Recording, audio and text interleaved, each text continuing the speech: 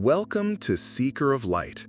In the rush of city life, where dreams can get buried under deadlines and stress, there are stories of people finding their way back to themselves. Today, we share one such story, a journey of letting go and rediscovering hope. If you've ever felt stuck, this one's for you. Take a deep breath and let's dive into The Art of Letting Go, a story of hope from the city's hustle.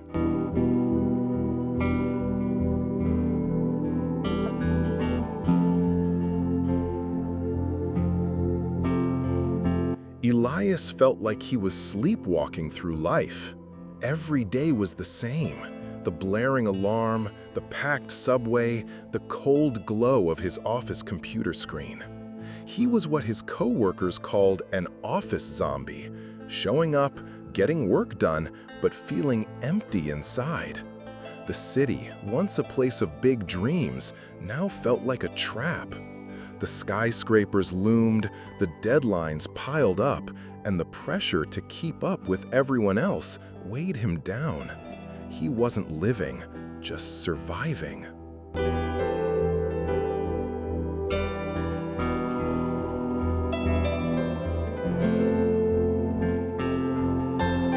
He used to imagine a life full of purpose, maybe starting his own business or traveling the world.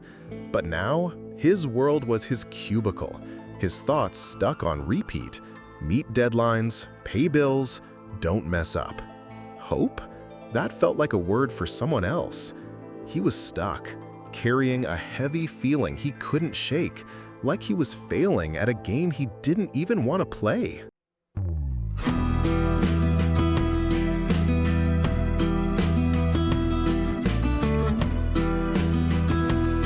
One rainy afternoon, stuck late at the office, Elias noticed a small, smooth stone on his desk, a keepsake from a beach trip years ago, back when he felt free.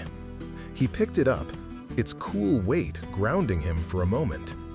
As the rain tapped the office window, a quiet question hit him. Is this really my life? It wasn't a loud epiphany, just a small spark, but it wouldn't let go.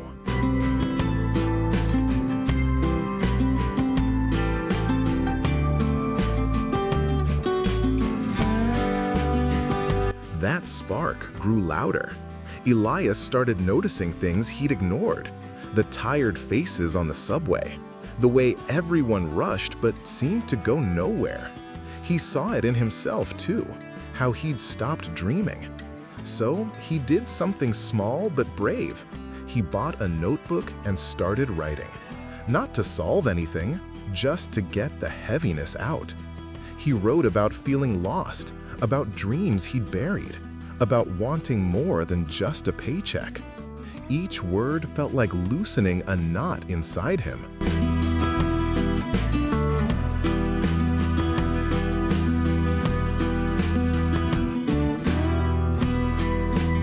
Then came the day that changed everything. On a whim, Elias took a different route to work, stumbling across a small park tucked between skyscrapers. A single willow tree stood there, its branches swaying gently. He sat on a bench, just watching, just breathing. As he did, an older man sat beside him, a stranger with kind eyes. "Rough day?" the man asked. Elias nodded, unsure why he felt like talking. The man shared how he'd once been a corporate lawyer, burned out and miserable, until he quit to open a small bookstore. "Sometimes," he said, "you have to let go of who you're supposed to be to find who you are." Those words hit Elias like a lightning bolt. He realized he wasn't just stuck in a job, he was stuck in a version of himself he didn't want to be.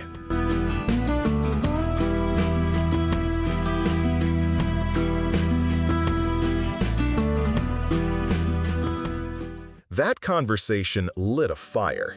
Elias started making small changes. He said no to extra work that drained him, even when his boss raised an eyebrow. He took 10 minutes each morning to sit in that park, listening to the wind in the willow tree. He dug out an old sketchbook and started drawing again, not to be good, but to see the world differently. He sketched the city's chaos, the trees' calm, the faces around him. Each drawing felt like a step toward himself.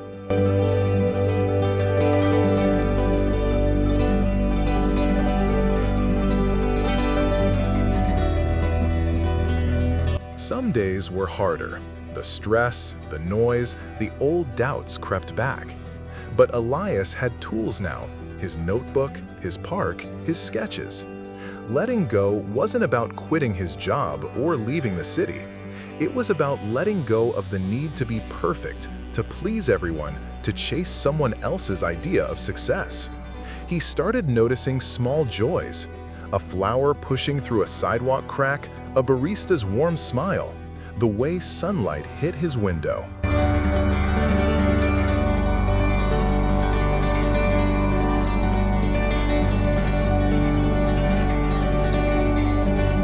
Elias wanted to give back too. He joined a community garden, digging in the dirt with people who, like him, were finding their way. One weekend, he helped a shy teenager plant her first seeds, sharing how he'd learned to take life one small step at a time. He even started mentoring a new coworker, not just about work, but about finding balance. The office zombie was fading, replaced by someone who felt alive again.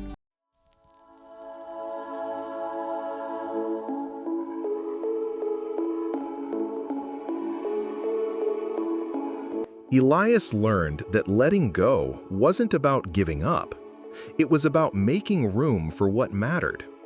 The city's hustle was still there, but he moved through it differently now, with a lighter heart. He'd found his own path, not by escaping, but by choosing what to hold on to.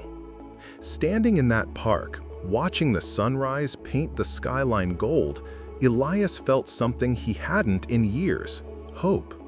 His own heartbeat was louder than the city's noise.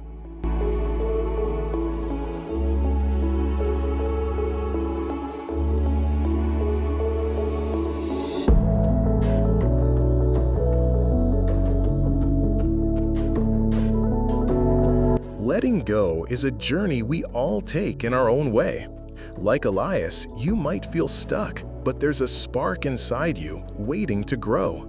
What's one small thing you can let go of today to make room for hope? Let this story be a reminder: your path is yours to shape, one brave step at a time. Thank you for joining Seeker of Light. If this story touched you, subscribe to join our community of dreamers and doers. Share your thoughts below. What's your next step? Until next time, keep seeking your light.